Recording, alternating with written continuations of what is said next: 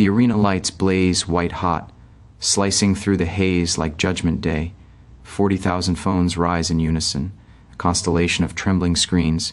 On the split stage, 2 podiums stand 10 feet apart, yet worlds collide.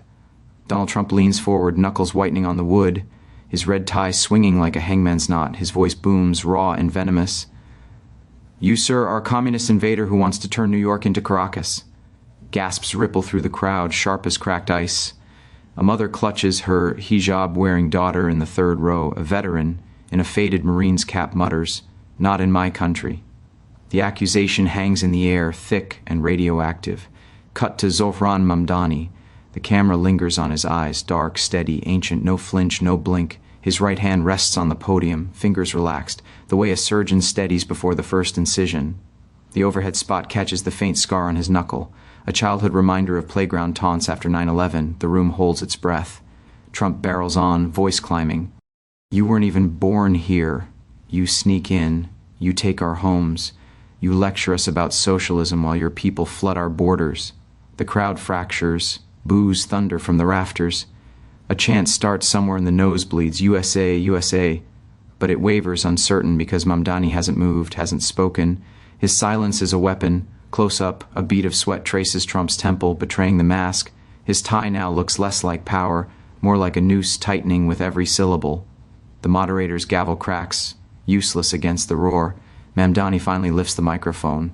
One motion, deliberate. The arena quiets so fast you can hear the hum of the lights. He doesn't shout. He doesn't need to.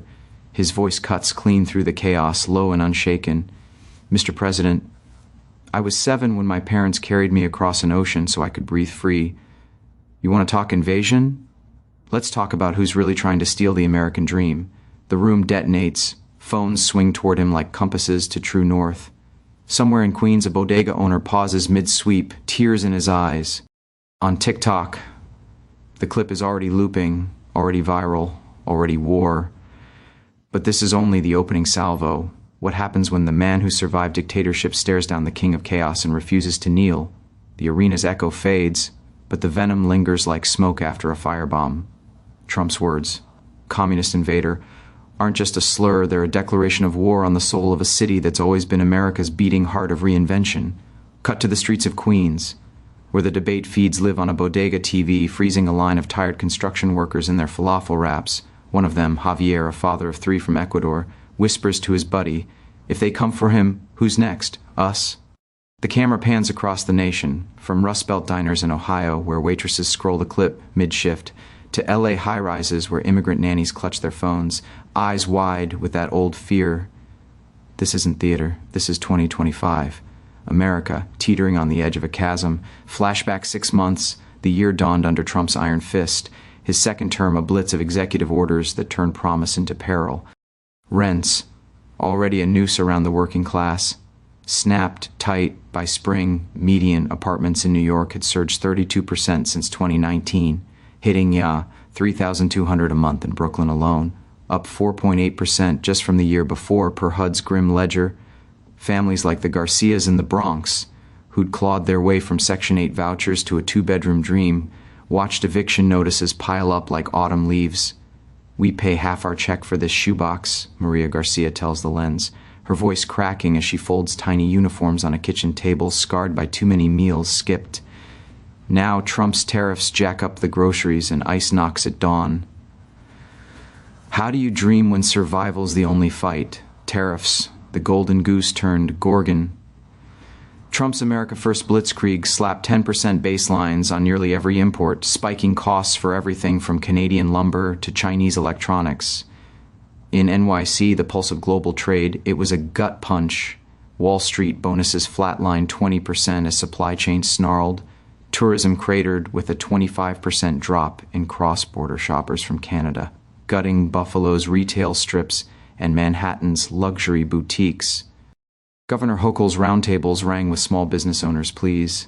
My cafe's coffee jumped 15% overnight. Who's paying? The family's already stretched thin. Economists whispered of a mild recession by mid-year, job growth stalling at 5% while inflation gnawed at wages. But Trump, he called it economic revolution from his Mar-a-Lago throne, oblivious to the bodega shelves emptying in Harlem. where halal carts hiked prices to stay afloat. And the borders, oh, the borders. Trump's mass deportation machine roared to life on day one, $170 billion funneled through the one big, beautiful bill to ICE's coffers. By April, apprehensions plummeted 90%, not from security but terror. Families self-deporting in droves, haunted by raids at schools and synagogues. In Chicago, a dawn sweep tore apart the Alice. Dad to a detention camp in Texas. Mom and U.S.-born kids left sobbing on a stoop. He built our home here, she gasps, clutching a faded green card. Now it's a crime. Nationwide, 7.1 million affordable homes vanished for the poorest renters, but for immigrants, it was worse. Fractured dreams. Kids yanked from classrooms. Communities hollowed out.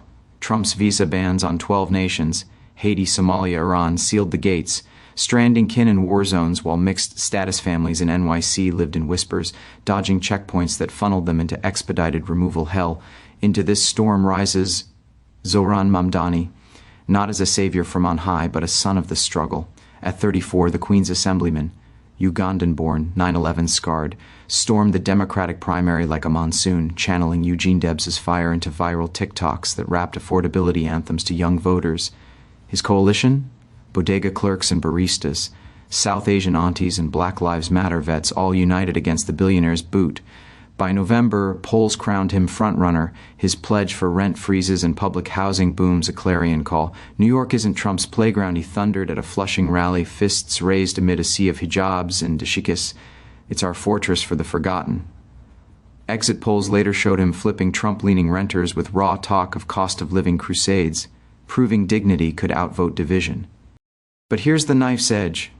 Trump's not done. Whispers from D.C., corridors hint at federal funding axes. $18 billion frozen for NYC infrastructure in the shutdown's shadow, $7 billion in green grants axed for DEI waste. Sanctuary cities like Gotham? Labeled targets, their Medicaid streams and school aids dangling like bait, Hochul's fighting in Albany, but if Mamdani takes City Hall, Trump vows to starve the beast. Imagine, subways stalled, food pantries shuttered, the Hudson Tunnel Project, a lifeline for commuters, buried under partisan rubble. It's not policy, it's punishment. A tyrant's tantrum to break the spirit of the very dream he peddles. Yet in that threat lies the spark. Mamdani's ascent isn't just a campaign, it's the last stand, the immigrant heartbeat defying the authoritarian vice. From Portland's protests to Philly's town halls, ripples spread, hashtags like hashtag NYC resists trending, everyday heroes sharing deportation scars and viral threads. This clash in the arena? It could crack the dam, ignite a rebellion from sea to shining sea, where justice isn't begged for but seized. But what happens when the man who fled dictatorships turns the tables on the one squeezing America's throat? The villain's backstory unravels next, exposing the rot beneath the gold plating. And trust me, it's uglier than you fear. The arena's hush lingers like the aftermath of a thunderclap, Mamdani's words. Let's talk about who's really trying to steal the American dream, echoing off the rafters. A gauntlet thrown at the feet of the man who built his throne on borrowed grandeur, but to understand the fury. In Donald Trump's eyes, that crimson flush creeping up his neck like lava under cracked earth. You have to peel back the gold leaf. You have to walk the shadowed corridors of an empire forged not in the fires of innovation, but in the sweat of the forgotten, the lies of the mighty, and the arrogance of a bloodline that preached purity while sipping from the well of exile.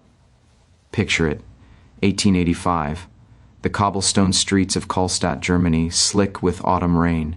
A 16-year-old boy, Friedrich Trump, slips away under cover of night, heart pounding like a fugitive drum. No fond farewells, just a scribbled note to his mother. I go to America. Why the haste? To dodge the kingdom's ironclad call to arms, the 2 years of conscription that would chain him to a uniform. Bavarian authorities would later brand him a draft dodger, stripping his citizenship in a decree as cold as the Rhine. He lands in New York, penniless but hungry, barber shears in hand, chasing the very dream he now deports others for dreaming. Brothels in the Klondike Gold Rush, speakeasies during Prohibition. Friedrich's ventures teeter on the edge of vice, always one step ahead of the law, amassing a fortune on the backs of prospectors too drunk to count their change. Fast forward to 1902, Friedrich returns to Kallstadt a rich man, only to be banished again, Too American now, too tainted by the New World's grit. He settles in Queens, weds a woman from the old country, and sires Fred Trump, the son who will inherit the blueprint. Build big, bend rules, bury the truth. Fred grows up in the shadow of the Great Depression, watching his father die of the Spanish flu in 1918, a ghost in a gilded cage. By the 1930s, Fred's turning wartime contracts into beachhead empires. 14,000 apartments in Brooklyn and Queens, housing for shipyard workers fueling the war machine. But here's the rot at the root. Whispers of profiteering, of slapping C for colored next to names in the ledger, steering black families to the fringes while whispering sweet nothings to white tenants. The 1970s expose it all. Testers posing as renters, white faces welcomed with open arms, black ones met with slammed doors or coded rejections. The Justice Department storms in 1973, suing Fred and his golden boy Donald for systemic discrimination across 39 buildings. Evidence piles like eviction notices, employees marking applications with racial shorthand, quotas unspoken but ironclad. They settle without admission, $100,000 in fines, a slap on the wrist, but the stain seeps deep. A family business built on exclusion, now helmed by a 27-year-old Donald, all hairspray and hubris, vowing to fight the Black Plague in private rants that leak like sewage. Donald inherits the crown in 1971, transforming Queens' modest stacks into Manhattan's glittering spires. Trump Tower rises in 1983, a 58-story monument to ego, its pink marble facade hiding the grime beneath workers, Polish undocumented laborers, undocumented in the cruelest irony, toiled 12-hour days for $4 an hour, no overtime, no safety nets, jackhammers drowning out their pleas, lawsuits rain down. 60 by one count, plus 200 mechanics' liens from plumbers stiffed on pipes, painters left with brushes and IOUs, dishwashers in Atlantic City casinos mopping floors for tips that never came. A Florida dishwasher sues for $25,000 in back pay. A New Jersey glass firm claims $100,000 for unshipped pains. He doesn't pay his bills, they chorus. From waiters stiffed on shifts to real estate brokers ghosted on commissions. The 1980s boom turns bust. Casinos bankrupt. Airlines grounded. Deals defaulted. But Donald dances on, stiffing bondholders in Atlantic City, leaving Atlantic City to rot. By 1990, 3 casinos in Chapter 11, 4,000 jobs vaporized, small contractors buried under paperwork while he jets to Mar-a-Lago in a silver cloud, yet the contradictions fester like untreated wounds. This architect of walls, this high priest of America First, is the grandson of a draft-dodging immigrant, son of a Scottish maid who scrubbed floors in Queens for $50 in her pocket. Upon landing in 1930, Mary Ann MacLeod, fleeing the Isle of Lewis's potato famine echoes, naturalized just in time to birth him in 1946. Fred? He peddled the lie for decades. Swedish roots, not German, to cozy up to Jewish tenants post-Holocaust, even marching in Steuben Day parades under false flags. Donald parrots it in The Art of the Deal, only confessing the Teutonic truth in 1999, too late to scrub the hypocrisy. His own wives, Ivana from Czechoslovakia, Melania from Slovenia, step off planes with accents he once mocked, green cards he fast-tracks while chaining others in limbo. They're not sending their best, he thunders from podiums, blind to the mirror reflecting his bloodline's flight from conscription and poverty. And now, 2025, the sequel scripted in Mar-a-Lago's humid haze, Inauguration Day, January 20, pens fly like arrows, over 100 executive orders by summer's end, a blitzkrieg on the vulnerable. EO 14,161 declares the border an invasion, unlocking Defense Department coffers for mass deportations, 207,000 souls shipped out by June, families sundered at dawn raids, Guantanamo repurposed for tens of thousands. The Lake and Riley Act seals asylum doors, revives remain in Mexico, threatens the Alien Enemies Act to snatch legal residence on flimsy gang whispers. Colombia balks at plane loads of the damned. Trump retaliates with tariff threats on their coffee, visa bans on their kin, birthright citizenship, gutted by fiat, though courts claw back scraps. Kilmar Abrego Garcia deported in error, Supreme Court ordering his return. Only for the administration to shrug. No mistake here. Tariffs, his economic Excalibur, swing wild. 25% on Canada and Mexico by February, baselines spiking to 10% on the world, ballooning to $300 billion in projected revenue by fall. But the blade cuts both ways. Supply chains choke. Inflation roars back to 5.2%. GDP dips 2.6% by year's end, per Fed whispers. NYC bleeds first. Wall Street bonuses slash 20%. Tourism craters 25% as Canadian dollars flee the frost of border checks. Bodegas hike halal prices 15%. Construction halts on imported steel surges. Small cafes shutter under coffee bean hikes. Project 2025's blueprint, though denied, leaks through. $7.92 billion in federal grants to Gotham's budget. 7% of its lifeblood now dangling by threads. $400 million slashed from operations by April. TANF aid for needy families gutted. H+H hospitals starve for DEI waste in abortions and gender care, serving 1.2 million low-income souls. Public schools lose $3.5 billion. Subways stall on frozen infrastructure, the Hudson. Tunnel dream buried under partisan rubble. Comptroller Lander warns of labor ghosts. Tens of thousands deported from service gigs. Population hemorrhaging. Wages stagnating as the city's pulse weakens. This is the villain unmasked. Not a titan, but a tantrum in a suit. America first, a fig leaf over bigotry's bulge. Corruption's curl. His empire? A house of overvalued cards. Mar-a-Lago bloated 2,300% in ledgers. Trump Tower triplex tripled in square footage fiction. $3.6 billion in net worth fraud per James's indictment. $354.9 million penalty raining down like judgment. Arrogance incarnate. He threatens federal takeover of NYC if Mamdani dares win, starving the beast that nursed his ascent. But cracks spiderweb. Lawsuits from the grave of his first term, polls flickering as tariffs bite the hand that voted him in. The world watches, breath held, as the man who fled drafts now drafts doom for the drafted, until the hero forged in exile's fire steps forward to expose the fraud at the feast. Yet for all this bluster, Trump's facade hides a deeper unraveling, one that Mamdani, with his quiet command of the forgotten, is poised to shatter. What forged this immigrant's son into the unyielding force will stare down the storm. The camera glides low over the Indian Ocean at sunrise 1997, salt wind whipping a 7-year-old boy's curls as the plane banks toward JFK.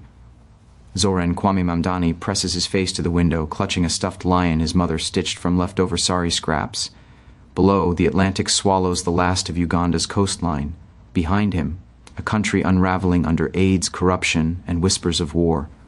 Ahead, a city that will try to break him and instead forge him into steel.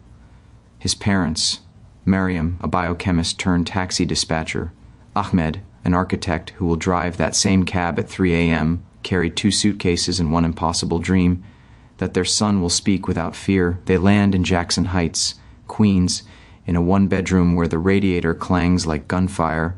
Zohran learns English from Sesame Street and bodega banter, learns silence from the stairs that follow his mother's hijab. At PS 212, a teacher mangles his name into Zohan, then shrugs. He answers anyway, chin high, the first ember of defiance. September 11th, 2001, he is 11, the towers fall 8 miles away, but the shockwave lands in his classroom. Go back to your country, a classmate hisses, spit flecking Zohran's cheek. That night, Mariam burns dinner because the phone won't stop ringing. Death threats, neighbors suddenly strangers. Ahmed stands at the window, knuckles white on the sill, whispering, "We left one war for another." Zohran watches his father's shoulders curve inward and vows, "Never again will fear write our story." High school at Beacon becomes his crucible.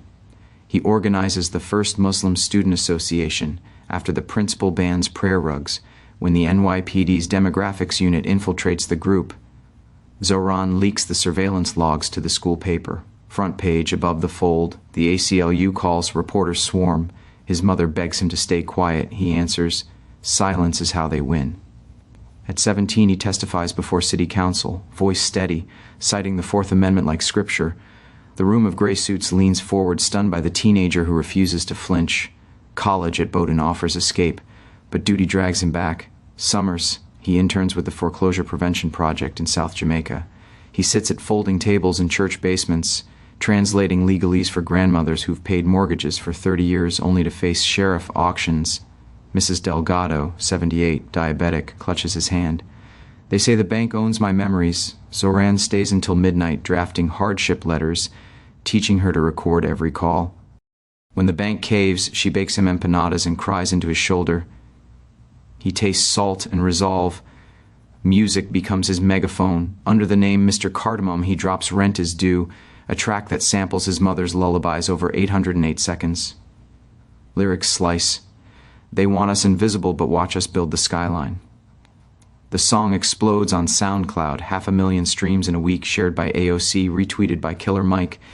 At a packed release party in a Bushwick warehouse, Zohran grabs the mic. This ISNT charity, it's reparations for every hour our parents worked without overtime.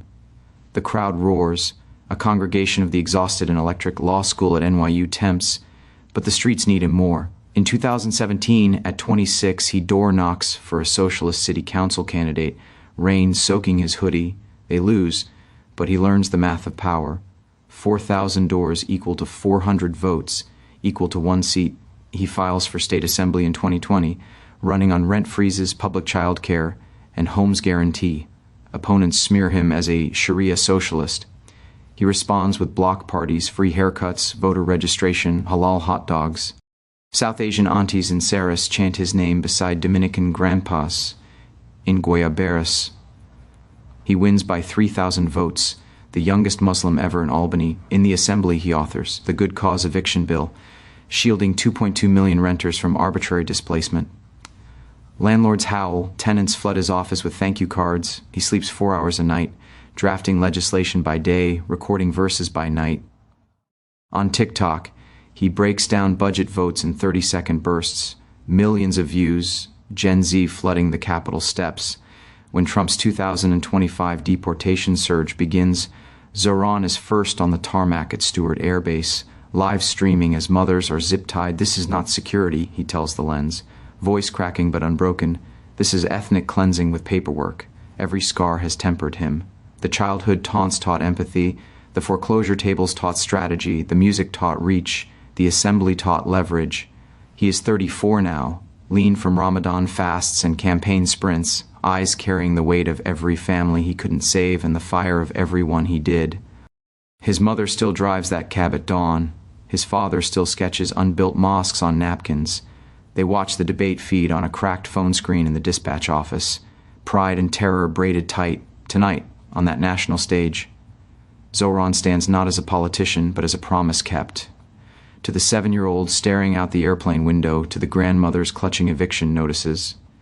To every kid told their name is a threat, he is the son of refugees, who learned that dignity is not granted, it is seized, and in his calm hand on that podium lies the quiet fire to reduce a bully's empire to ash. But calm is only the prelude. When the insults escalate and the crowd bays for blood, watch how the boy who survived 2 wars turns silence into a blade.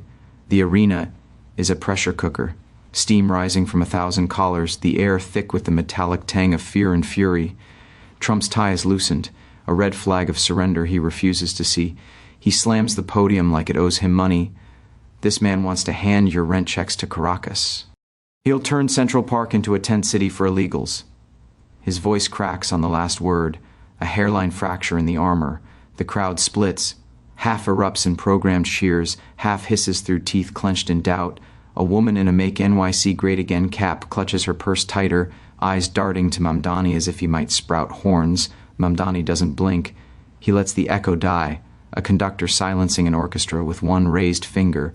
When he speaks, the microphone barely catches it, yet every ear strains forward. Mr. President, my mother paid $1,200 for a studio in 1998. Today that same unit is $3,800. That's not socialism, that's speculation. A murmur ripples, soft at first, then swelling like a tide. A construction worker in the balcony nods slow, his calloused hands tightening on the rail. Trump interrupts, veins bulging. You weren't even here for 9/11. You don't get to lecture me on New York values. The jab lands like a sucker punch, but Mamdani absorbs it, shoulders square. I was in 6th grade when the sky turned black 8 miles away, he says, voice velvet over steel. My father drove his cab through ash to find survivors. Your values?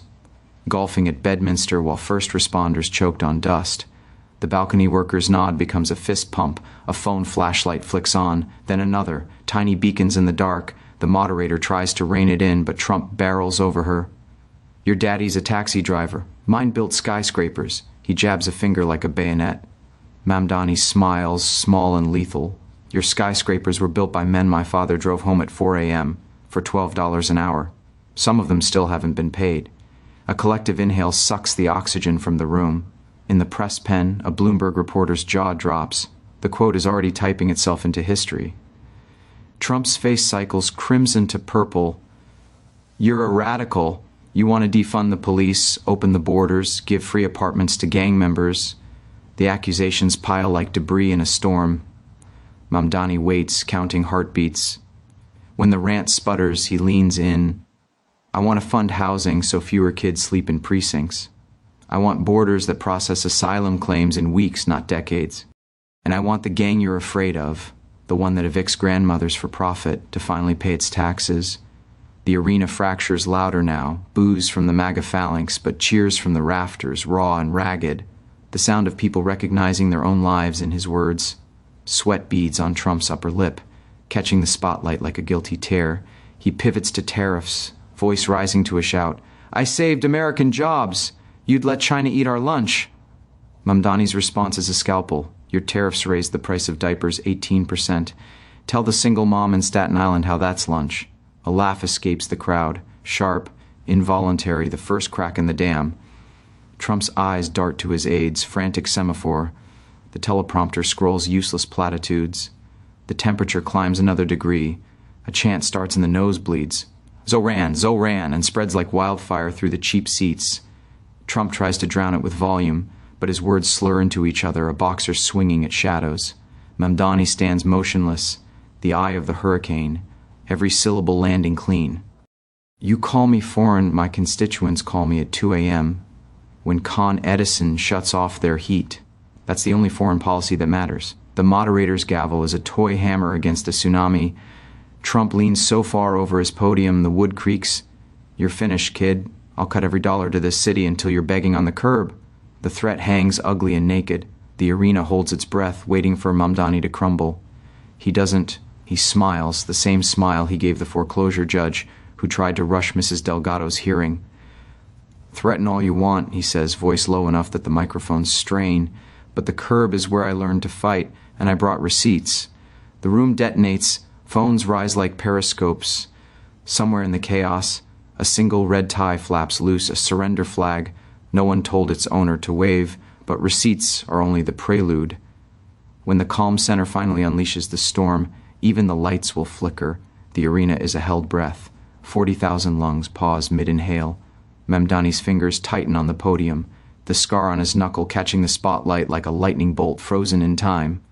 Trump's threat, cut every dollar until you're begging, hangs in the air, a guillotine blade glinting. The red tie flaps, a loose noose. Mamdani's eyes lock on Trump's, dark and unblinking, the gaze of a surgeon who's found the tumor. He exhales, one beat, two. The silence stretches until it screams. Mr. President, he begins, voice soft enough that the front row leans forward.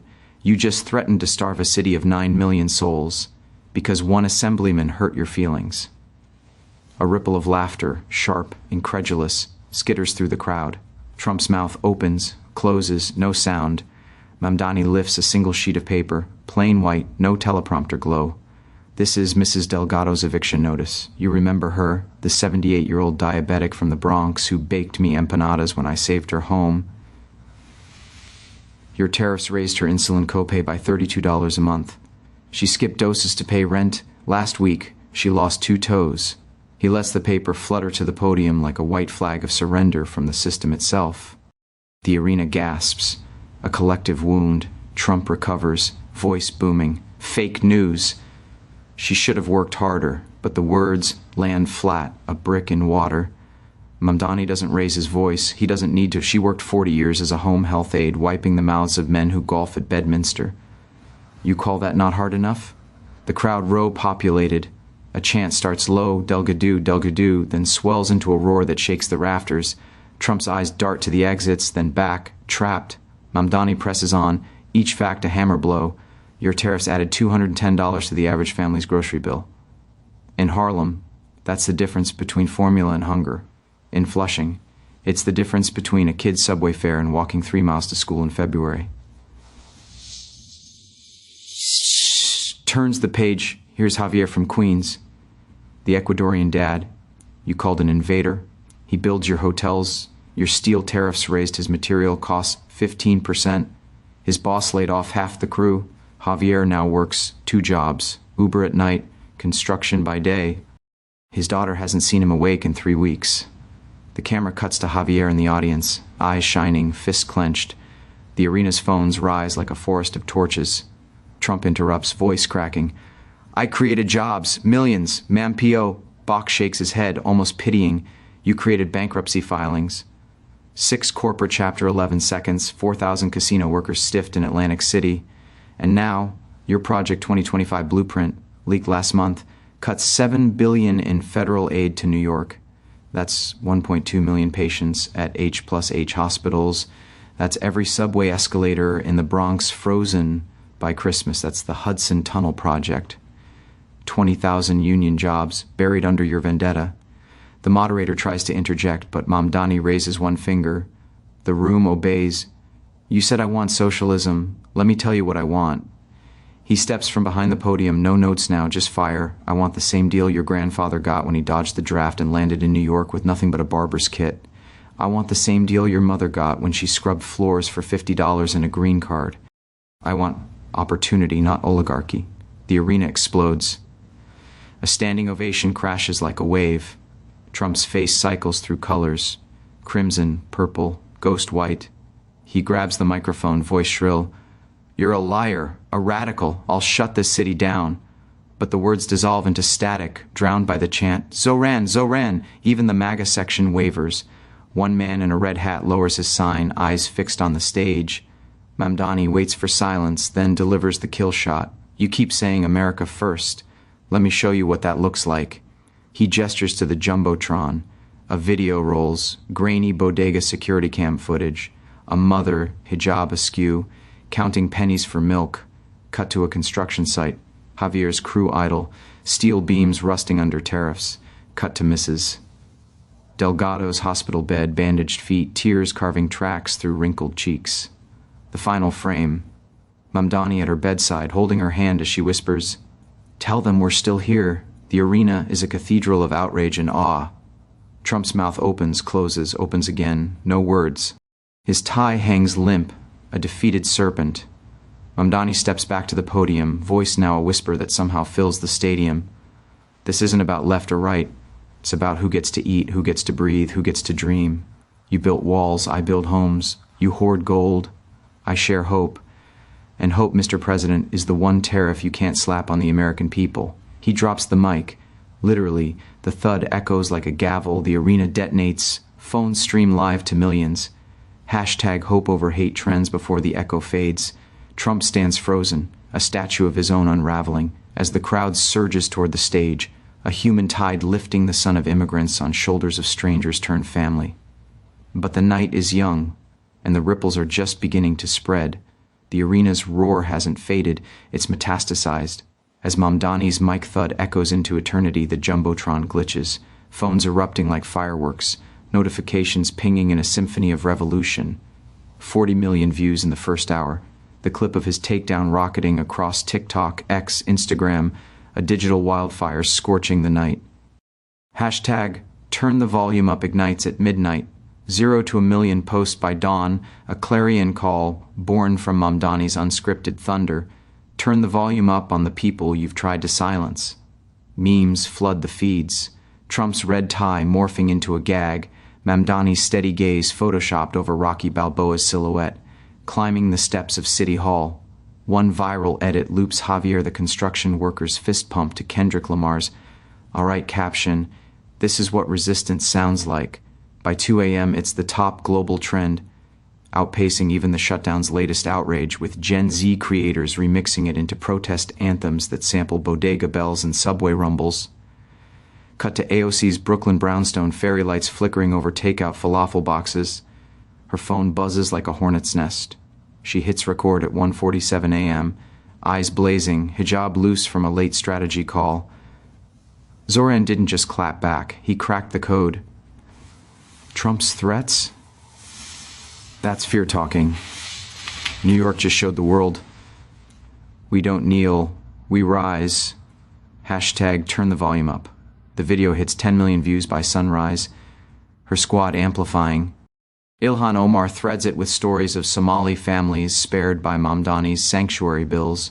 Rashida Tlaib memes Trump's flustered face onto a crumbling Berlin Wall. Caption, build that ego, Donnie, watch it fall. Celebrities pile on. Killer Mike drops a freestyle over the clip.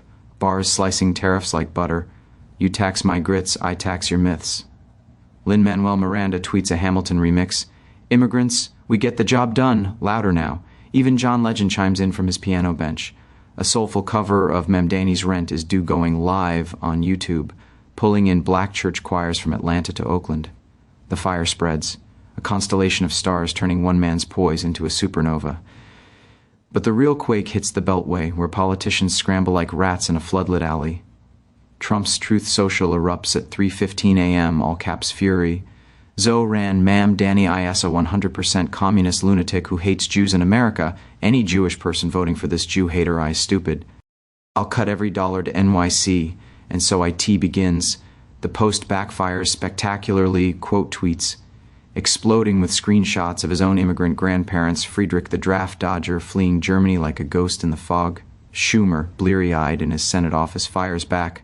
Congrats to Mayor-elect Mamdani, the future of the party. Trump's tantrums won't touch our fight for working families.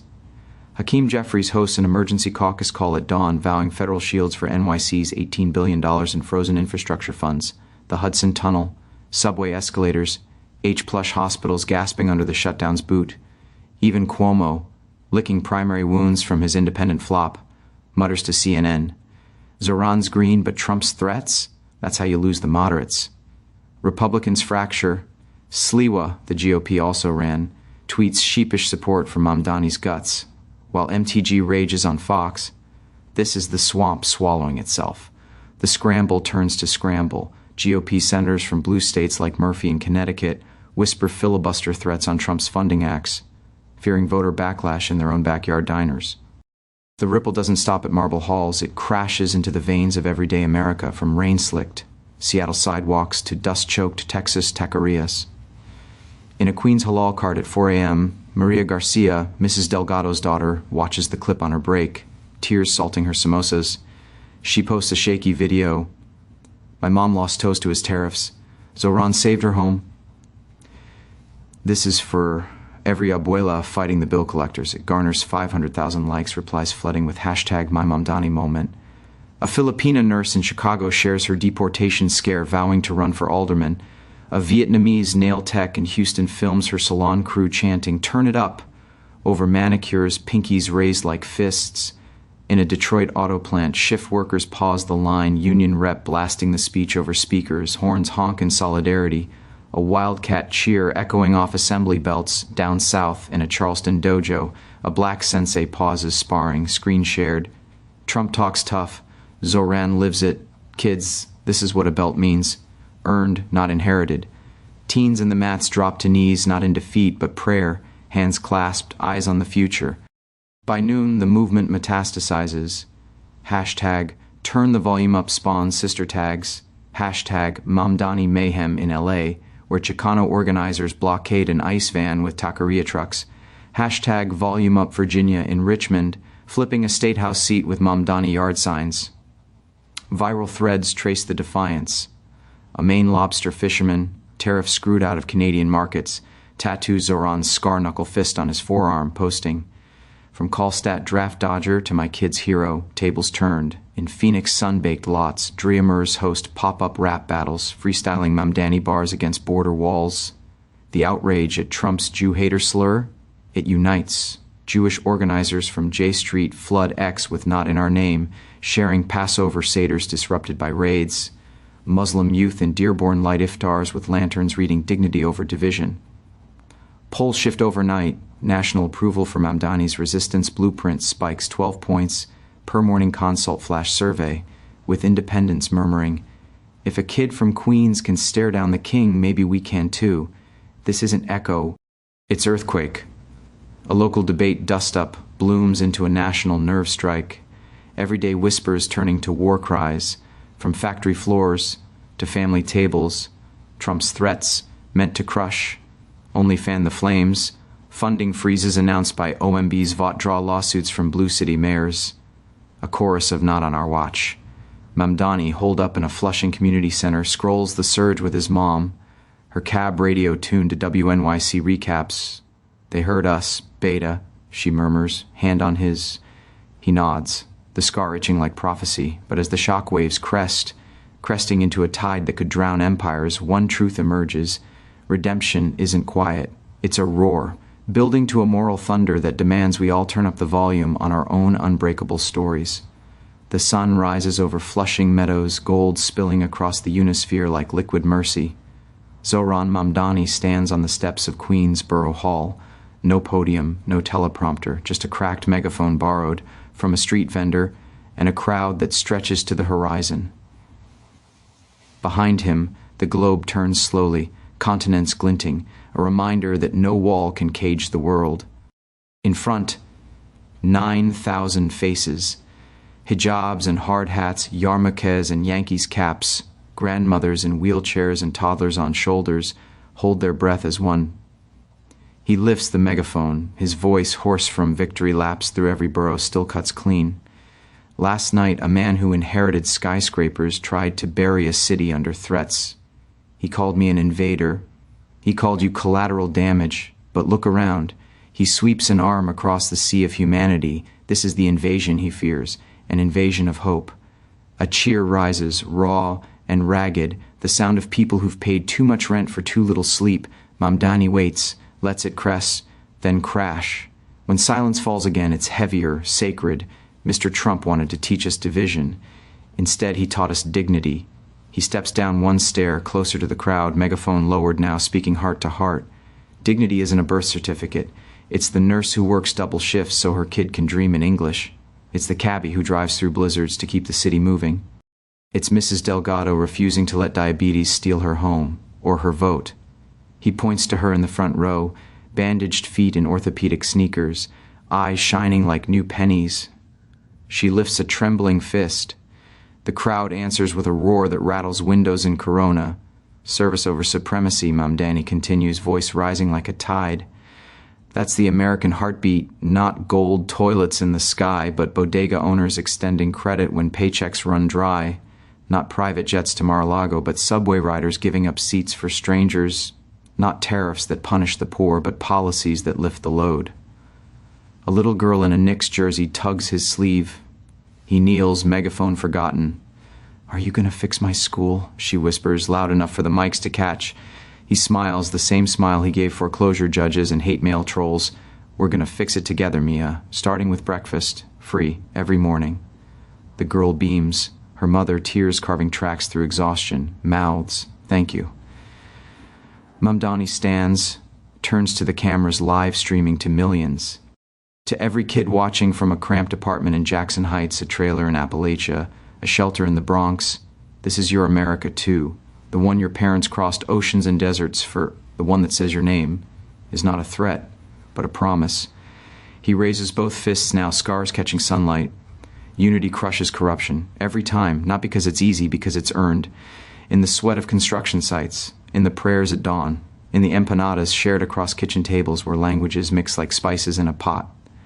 The crowd chants, unprompted, "Turn the volume up, turn the volume up."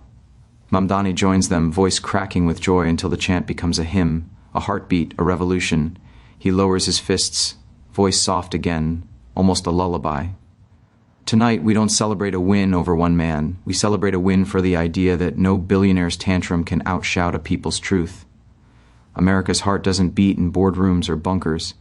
It beats in you, in the immigrant resilience that built this city brick by brick, dream by dream. The Unisphere gleams behind him, a silent witness. Somewhere, a red tie lies discarded in a Mar-a-Lago hamper, stained with the sweat of a fight it couldn't finish. Mamdani's final words drift over the crowd like a benediction. Go home, hug your families, pay the favor forward. And when they ask what America is, tell them it's the place where a 7-year-old refugee grows up to remind a president that dignity is the only tariff that never expires. The megaphone drops, the crowd surges forward not to mob him but to carry him, shoulders, hands, hearts, into the dawn of a city reborn, and in living rooms from Lahore to Lagos, from Queens to Quito, screens glow with one shared truth. The underdog didn't just win. He reminded us all how to stand. The lights dim on Queensborough Hall, but the fire doesn't fade, it spreads. What began as a high-stakes showdown, President Trump versus Zohran Mamdani, ends as a timeless triumph of the underdog, a masterclass in truth disarming tyranny. One man, forged in exile and tempered by service, stood calm against a storm of venom and proved that, in the arena of ideas, dignity is the ultimate weapon. No gold-plated empire, no tariff tantrum, no inherited throne can silence the heartbeat of a people united. This wasn't just a debate, it was a declaration. America's soul belongs to the dreamers who build it, not the demagogues who divide it. Mamdani didn't just win a night, he won a movement, turning threats into thunder, fear into fire. And now, the chorus grows, from bodega counters to dojo mats, from viral threads to victory speeches, echoing one eternal truth. Courage conquers conquest. So here's your call, warrior of the watch. Hit subscribe, join the ranks for more battles where heroes rise, where truth cuts deeper than any blade. Share your story in the comments. Your stand against the odds, your fight for dignity, your voice in the volume we're turning up together. Tag hashtag turn the volume up. Let the world hear how you stood tall. This nation isn't renewed by walls or wealth, but by us, by you. Choosing hope over hate, service over supremacy. The underdog's victory is just the beginning. Be part of the roar.